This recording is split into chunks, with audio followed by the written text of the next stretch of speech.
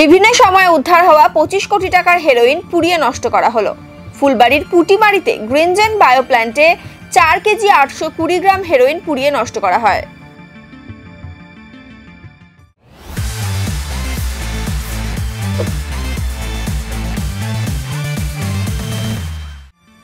এদিন জেলা ম্যাজিস্ট্রেট ও এনজিপি জিআরপির তত্ত্বাবধানে হেরোইন নষ্ট করা হয়। ম্যাজিস্ট্রেট দেবদুলাল পাত্র জানান, 2021-2022 বর্ষে এনজিপি জিআরপি অভিযান চালিয়ে বিপুল পরিমাণে হেরোইন উদ্ধার করে। সেই অবৈধ হেরোইন আজ নষ্ট করা হয়েছে। এদিন উপস্থিত ছিলেন এনজিপি জিআরপির IC Premashis Chattaraj, DSP GRP Binod Chhetri, SOG OC A K Ganguly সহ অন্যান্য আধিকারিকেরা।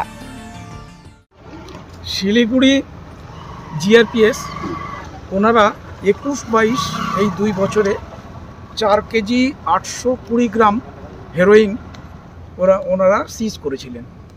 সেইটার আজকে ডিসপোজাল সম্পন্ন হলো।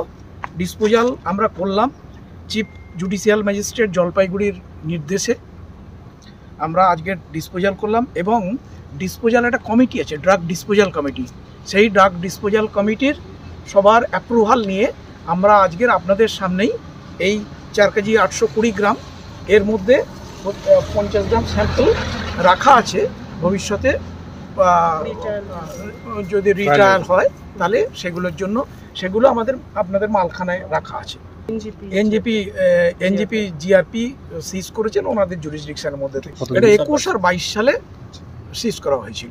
তারপর এই বিভিন্ন প্রসিডিওর মধ্যে থেকে যেতে গিয়ে ইলেকশন ছিল, ইলেকশনের আগে করার কথা ছিল, কিন্তু আমরা সবাই ব্যস্ত ছিলাম।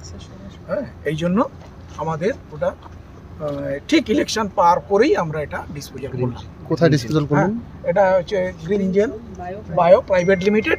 এটা হচ্ছে অথরাইজড, গভর্নমেন্ট অথরাইজড একটা এজেন্সি যারা এই কাজগুলো করে।